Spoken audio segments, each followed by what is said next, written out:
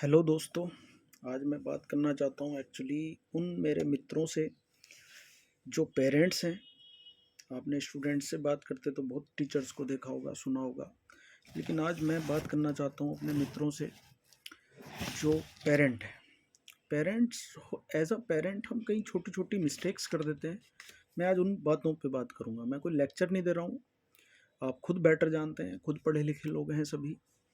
मेरी शिकायत ये है कि आप सब ने अपने बच्चों के रूप में, कामयाबी के रूप में एक सपना देखा है। ये सपना आपने देखा है, पूरी बात सुने मेरी, उसके बाद जज करना। बहुत इंटरेस्टिंग बात मैं बताने वाला हूँ। ये सपना आप लोगों ने देखा है, बहुत अच्छी बात है, सपना देखना चाहिए, सपने पूरे भी होने चाहिए। लेकिन जब ये सपना आपने देखा है तो इसके लिए मेहनत भी आपको करनी चाहिए।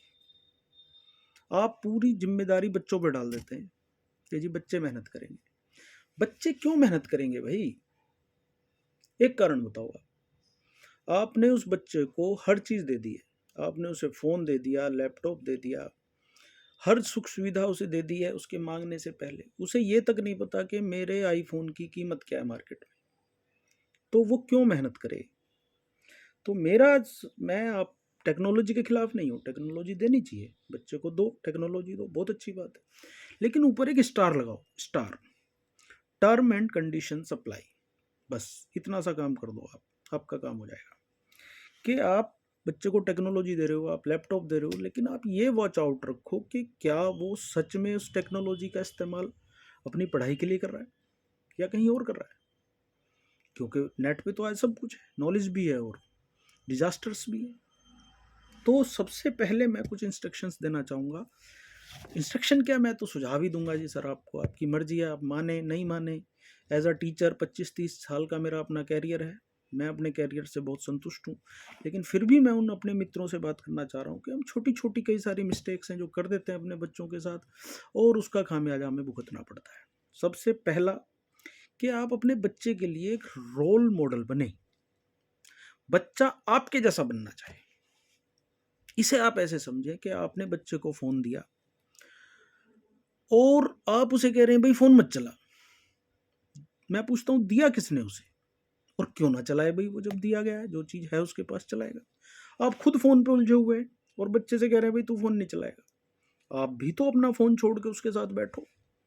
आप जब तक वो बच्चा पढ़ रहा है घर में, आप पढ़ो उसके साथ बैठ के। आप अखबार पढ़ो, आप मैगजीन पढ़ो, आप कुछ भी पढ़ो, एक बुक उठा लो उसी की, लेकिन पढ़ो। जैसे ही आप पढ़ेंगे बच्चा एनकरेज होगा। इसे एक और एग्जाम्पल से आप समझ सकते हैं कि आप एक स्मोकिंग कर रहे हैं, सिगरेट पी रहे हैं जी, और बच्चे से कह रहे हैं भाई तुम सिगरेट मत पियो। ऐसा कैसे हो सकता है? आपको खुद एक रोल मॉडल अपने बच्चे के सामने पेश करना पड़ेगा कि मैं आपसे ये चाहता हूँ। आप एक्सक्यूज़ दे रहे हैं जी मैं ड्यूटी कर रहा था, मैं तो बहुत बिजी हूँ, मैं तो थक गया हूँ।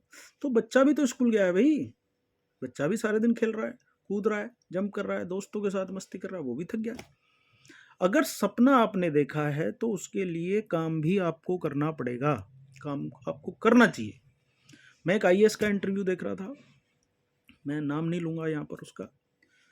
उन्होंने कहा कि जी मैं अपनी बेटी के साथ, अगर मैं रात को 11 बजे आता हूँ, मैं 12 बजे आता हूँ, मैं 1 बजे आता हूँ, बड़ी मेरी मुश्किल सी ड्यूटी है, लेकिन उसके बावजूद मैं रात को 1 घंटा 2 घंटा अपनी बेटी के साथ बैठता हूँ। वो प्राइवेट स्कूल में भी पढ़ती है, ट्यूशन्स भी मैंने लगाए हुए हैं, लेकिन उसके बावजूद जो गाइडेंस मैं उसे दे सकता हूँ वो कोई टीचर किसी इंस्टीट्यूट में नहीं मिल सकता। तो यही बात मैं आपसे कहना चाहता हूँ, भाई जो गाइडेंस आप दे सकते हैं अपने बच्चों को, कोई ट्यूटर, कोई टीचर, कोई नहीं दे सकता। इसलिए अपने बच्चे के साथ बैठो, उससे बात करो। अगर आप जिस कमरे में जा रहे हैं और आपका बच्चा उस कमरे से निकल के दूसरे कमरे में जाके बैठ जा रहा है, तो आपने एक गैप बना लिया है अपने और बच्चे के बीच में। इसके लिए टोटली आप जिम्मेदार हैं, कोई और जिम्मेदार नहीं है। आपको बच्चे से बैठ के बात करनी चाहिए। आप उसके साथ मस्ती करो, खेलो, कूदो, जंप करो, पार्क घूम के आओ, कहीं घूमने चले जाओ, फिल्म देखने चले जाओ। आपको टाइम स्पेंड करना पड़ेगा, आपको टाइम इन्वेस्ट करना पड़ेगा अपने बच्चे में, तब वो आपके साथ खुलेगा। आपको अपने बच्चे की बात पूछनी पड़ेगी। अब यहीं से मेरा दूसरा पॉइंट आता है कि जी कीप सीक्रेट।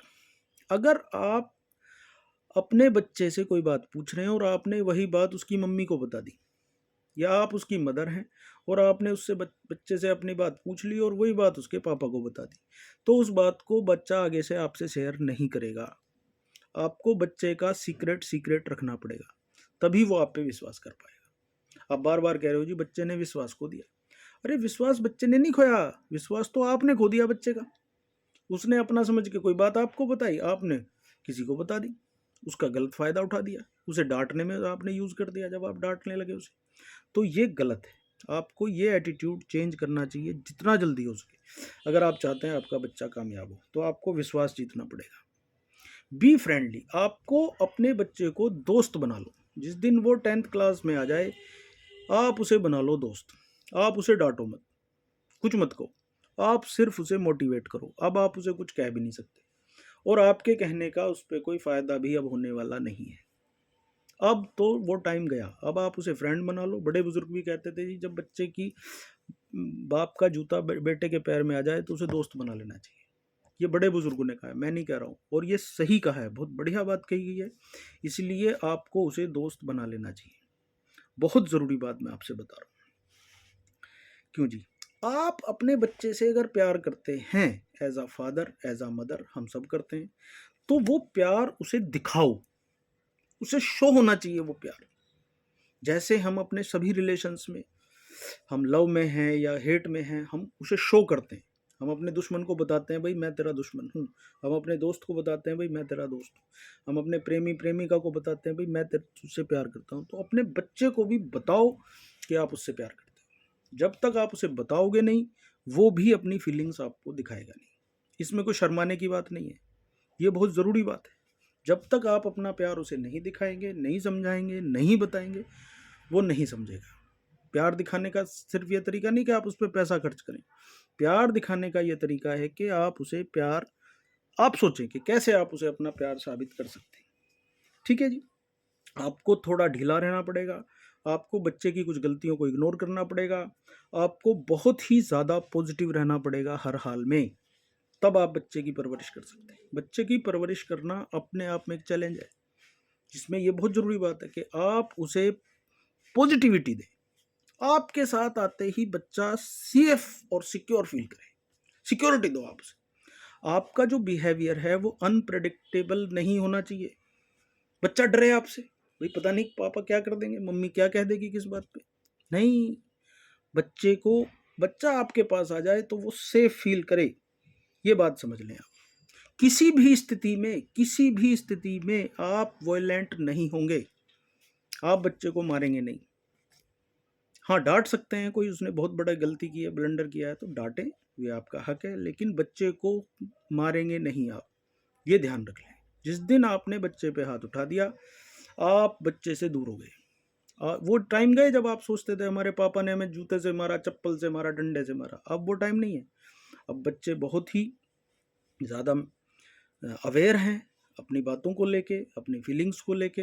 अगर आपने बच्चे पे हाथ उठाया तो आप बच्चे से हो गए दूर। आपको गलती से किसी भी स्थिति में बच्चे पे हाथ नहीं उठाना है।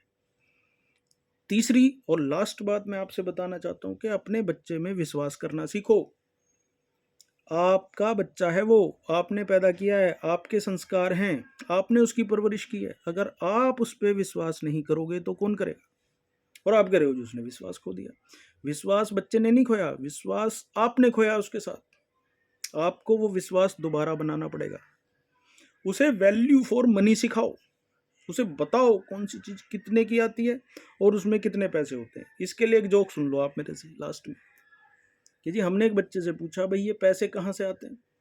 उसने कहा जी एटीएम से, एटीएम से आते हैं पैसे। अब हमने पूछा भाई एटीएम में कहाँ से आते हैं? कह रहा जी आरबीआई से, सॉरी बैंकों से, जिस जिस बैंक का भी एटीएम है।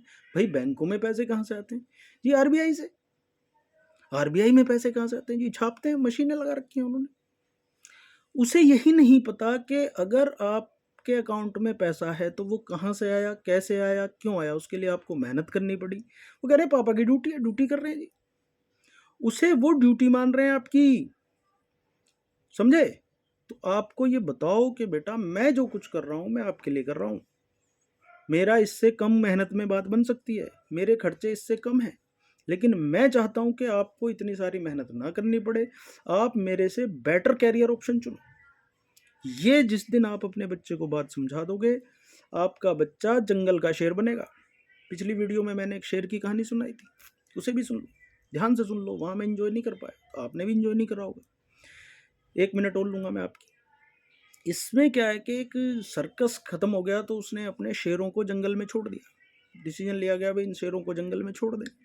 10 शेर थे, हकीकत कहानी है। 10 जंगल शेरों को 10 सर्कस के शेरों को जंगल में छोड़ने के बाद जब 10 दिन बाद वो उसके हाल जानने गए तो उन्होंने देखा उन शेरों को कुत्ते खा गए, क्योंकि उन्हें शिकार करना नहीं सिखाया उन्हें तो शिकार करा कराया मिलता था, वो क्यों शिकार करें। और कुत्ते जो बचपन से थे जंगल में, वो शिकार कर रहे थे, शिकार करके ही बड़े हुए, उनके लिए शेर मैटर नहीं था, उनके लिए वो उसका खाना था। तो इसीलिए मैं कहता हूं कि आपके बच्चे को एक दिन मार्केट में आना पड़ेगा, किसी भी स्थिति में आना पड़ेगा, तो उसे जंगल का शेर बनाओ, सर्कस का शेर नहीं बनाओ उसे। जिस दिन आप उसे जंगल का शेर बना दोगे, आपका काम हो गया। बस अब वो अपनी चीजें खुद अरेंज करेगा, करने दो, लड़ने दो उसे अपनी लड़ाई।